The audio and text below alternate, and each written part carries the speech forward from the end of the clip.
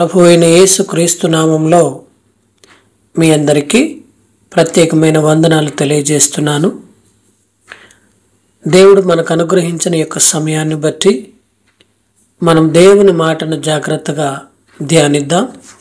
ఈనాటి వాగ్దానము పరిశుద్ధ గ్రంథము నుండి నిర్గమకాండము 23వ అధ్యాయము 22వ వచనం.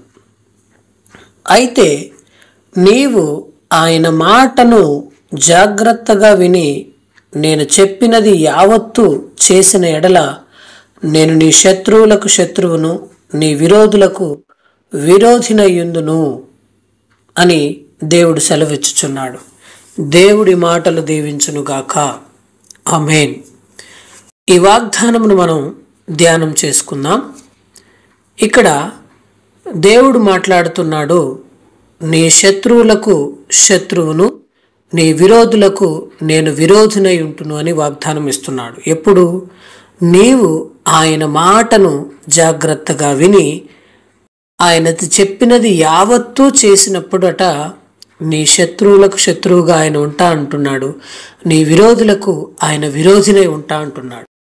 ప్రజల మధ్య ఉన్న ప్రభు అయిన క్రీస్తును మనం అందరం గుర్తించాలి, విధేయులవ్వాలి. ఆయన దేవుని ప్రతినిధిగా ఉండి పరిపాలించేవాడు, దేవుని యొక్క చిత్తమును జరిగించేవాడు.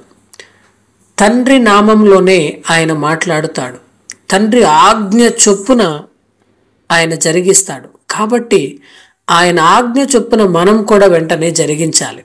ఆ ఆజ్ఞను పట్టించుకోకపోతే దేవుడిచ్చిన వాగ్దానాన్ని మనం పోగొట్టుకుంటాం.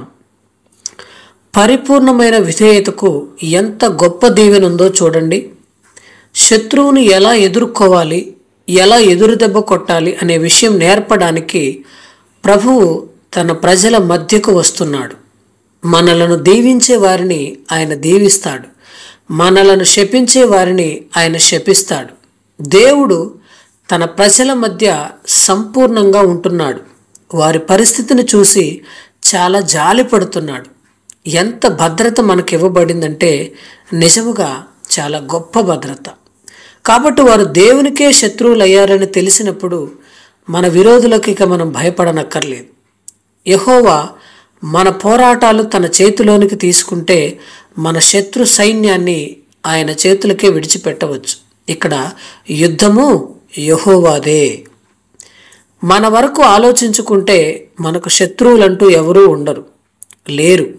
అయినప్పటికీ సత్యం నిమిత్తం, క్రీస్తు నిమిత్తం, నీతి నిమిత్తం యుద్ధాయుధాలు తీసుకుని వెళ్ళి మనం పోరాడుదాం. ఈ పరిశుద్ధ యుద్ధంలో శాశ్వతుడైన దేవునితో భాగస్వాములుగా మనం ఉన్నాం. జాగ్రత్తగా యేసు ప్రభు ఆజ్ఞలను పాటిస్తే ఆయన మన పక్షంగా తన శక్తిని అంతటినీ ఉంచుతాడు. కాబట్టి మనం ఏ మనిషికి భయపడేది లేదు. ఈ మాటలు నువ్వు జాగ్రత్తగా గమనించినట్లయితే ఆయన నీ శత్రువులకు శత్రువును, నీ విరోధులకు విరోధినై ఉండి నీ శత్రువులతో యుద్ధం చేస్తా అంటున్నాడు. ఇవన్నీ ఎప్పుడు జరిగిస్తాడంటే ఆయన మాటను నువ్వు జాగ్రత్తగా విని ఆయన చెప్పినది యావత్తూ చేసినప్పుడు. కాబట్టి ఈనాడు మనం గ్రహించవలసిన విషయం, దేవుని యొక్క పరిశుద్ధ గ్రంథంలో దేవుడు ఏమైతే సెలవిచ్చి ఉన్నాడో దాన్ని మనం గ్రహించాలి. దేవుని చిత్తం ఏదో తెలుసుకోవాలి. నీ ఎడల దేవుని ప్రణాళిక ఏమిటో, నీ ఎడల ఆయన యొక్క ఉద్దేశం ఏమిటో నీవు గ్రహించగలగాలి. అప్పుడు ఆయన నీకు వ్యతిరేకముగా, నీకు విరోధముగా ఉన్న ప్రతి దానిని నీ పక్షము నుండి ఆయన యుద్ధము చేస్తాడు. కాబట్టి మనము ఈ మాటలు జాగ్రత్తగా విని ధ్యానిద్దాం. దేవుడి మాటలు దీవించునుగాక. ఆమేన్, ఆమేన్, హల్లెలూయా.